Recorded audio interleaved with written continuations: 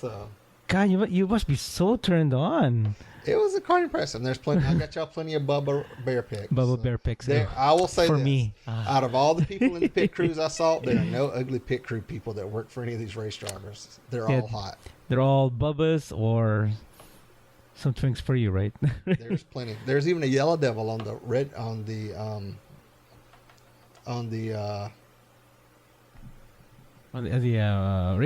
the pit. In the pit for what's the drink? Red Bull. Red Bull on the Red Bull team. So impressive. Are we ever gonna get through these damn Renaissance Fest? Did you put enough of them up there? I put a 10. So anyway, it was a very exciting weekend. I had a great time. Marvin, thank you. That whole crew: Taylor, Craig, Benito, Michael, Michael, Ben, with your little furry self. The Michael Waldrop Racing Team, that whole crew, thank you very much for making my weekend. I very much enjoyed it.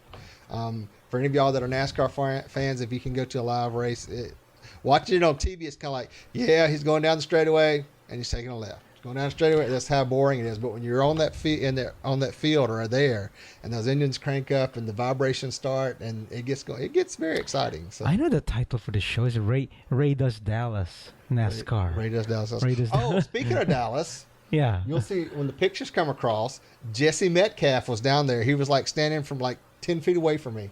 Oh. And if y'all know who Jesse Metcalf is, if you watch Desperate Housewives, he was the yard guy. He was the yard guy that Eva Lagora was doing the first season. Oh. And then he was in the movie John Tucker Must Die. He played That's John a long Tucker. time ago. Gosh. So, but he's in Dallas filming Dallas the movie. He's playing Christopher Ewing. Oh my God! Really? He's playing. He's doing the remake. Oh my God! It's Julio. Oh my God! It's Julio. He's playing Christopher Ewing, Bobby Ewing's son, and the movie's supposed to be about the Ewing family sons fighting over the company. So I don't know where.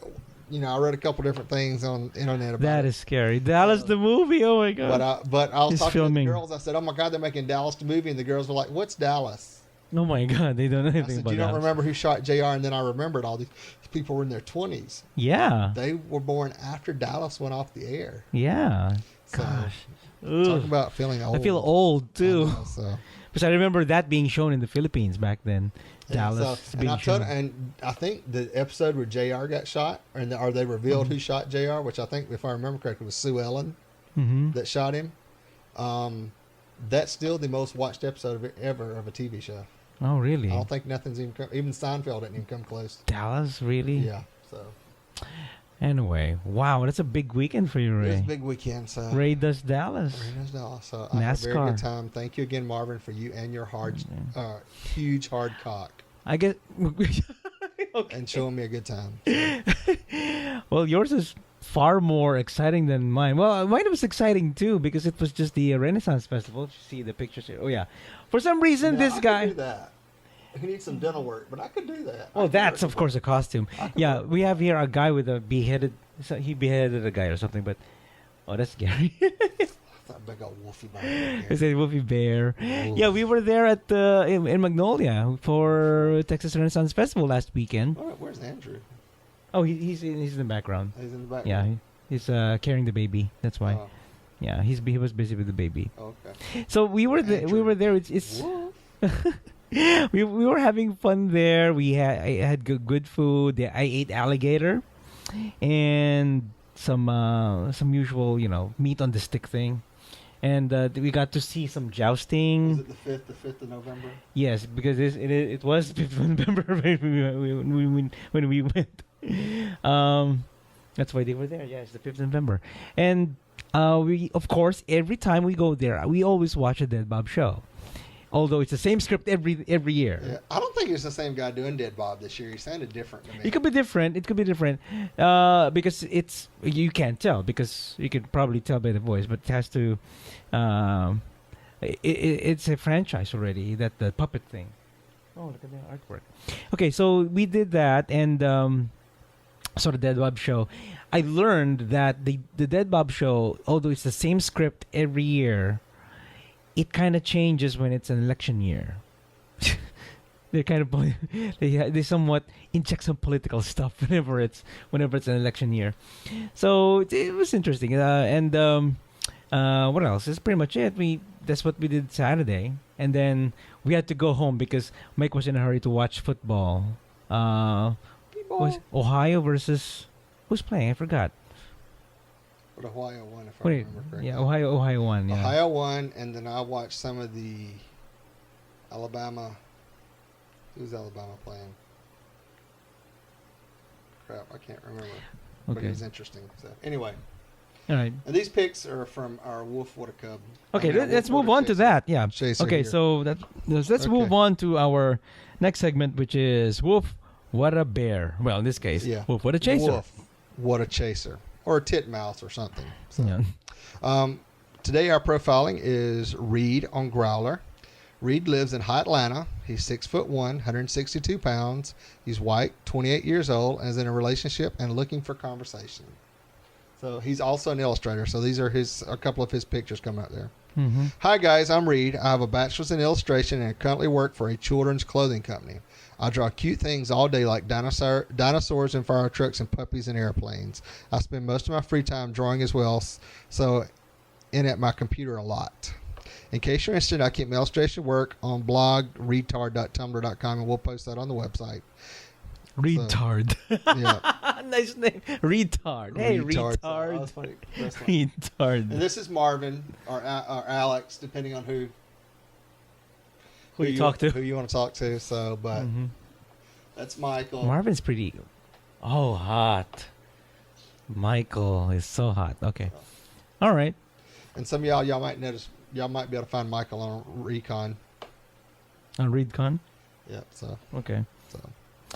But anyway, that was you can find Reed on Growler, or you can find him at his retardtumblr.com thing. So, thank you, Reed. And his pictures will come up eventually, I hope.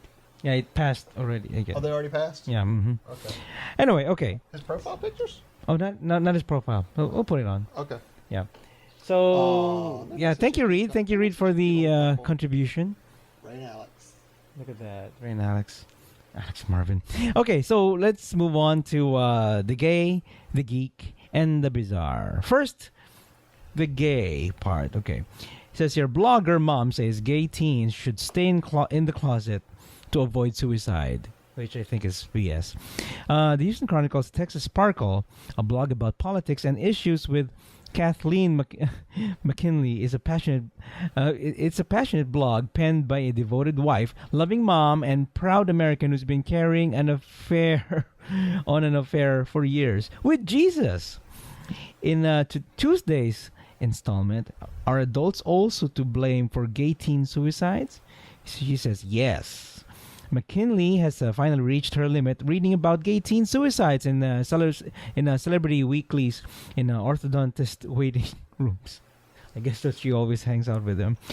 So he said, enough is enough. When will this madness end?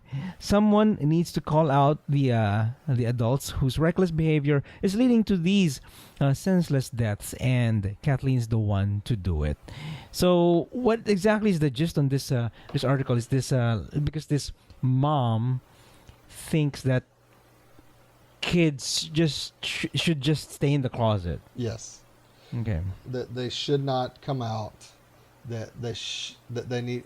Basically, she's saying they shouldn't be worrying about their sexual preference now. They should be worrying about figuring out who they are and developing their self-esteem and stuff. Mm-hmm. Yeah. And that gay things should be something they deal with later. So even though that's a part of them coming out and growing up and learning. But it's like in a young age, you're lying to yourself. Yeah. So pretty much. But she got lambasted for this. I mean. Oh yeah, definitely. So, but we'll post the whole article on the website so you can go read it. But it's quite interesting. To a certain extent, I can see where she's coming from. Yeah. That depending on where you are and what's going on, because there was a team that got beaten this weekend. Again. In Houston. It was either in Houston or Dallas this weekend.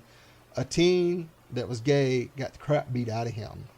And that's what I meant to tell you the other day, because we were talking about it when I was in Dallas, because they were posting it. When somebody asked me about it, I said, are you talking about the guy that got beat or the guy that got set on fire? Because we covered that article, and they're like, no, there's a teen here somewhere in North Dallas that got beat up pretty bad because they showed the pictures of him and stuff. Mm-hmm. But he got jumped by some guys because he was gay, and they just beat the little crap out of him. So, Oh, that really sucks. so it goes along with that whole thing, but it's just like, how can you figure out about yourself if you realize that you're gay? And the biggest thing is when you finally come out and say, I'm gay, and admit it to yourself and admit it to somebody else, it feels like this big, huge weight's lifted off of you. Yeah. It helped me a lot. And she's saying, you know, the adults are telling the kids to come out at a younger age, do this, do that, blah, blah, blah. You shouldn't do that. You should be worrying about other stuff. So, you know. Just be kids. That's what you're saying. Yeah. And kids will be kids. I hate to say that, but I don't think in this day and age kids can be kids anymore. I mean, at a certain point, parents have to realize that their kids are going to grow up. Yeah. And they can't protect them from everything, and they have to train. And I think that's where a lot of kids get lost, because parents don't try to train their children and say, look, you know, this is how you deal with stuff. This is how you do stuff, because they don't. Not all parents know how to deal with it themselves. I mean, that's true. Some of them are uninformed. Yeah. And then most of them don't even care. Yeah. Yeah. So. They don't know what's happening with their kids until something really drastic happens. Yeah. And don't ever think that your kids are not the bad kids, because if you think your kids are the good kids, they're usually the ones that have been bad. So. Yeah. I just think that's what it always was when I was in high school. Yeah.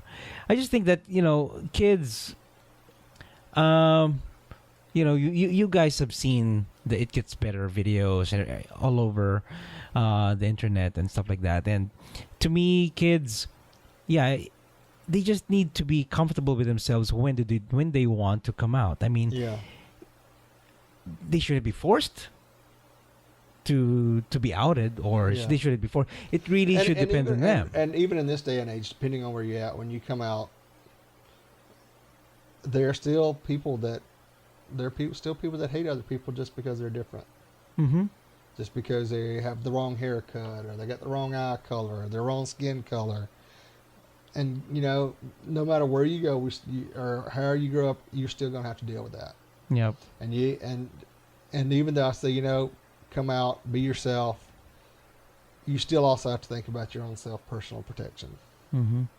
I know when I was growing up, I would have never admitted I didn't admit I was gay until I was 26, because and it wasn't as much when I was a teenager and I realized I was gay. I was really scared, and I was like, "No, I can't. I'd never be able to admit this to anybody," because I felt the same way when I was growing up. If somebody found out, I'd have got the crap beat out of me. My old man would have probably killed me at that point. Yeah, because in my case, when I was in high school, all these some of my classmates who are out, they were being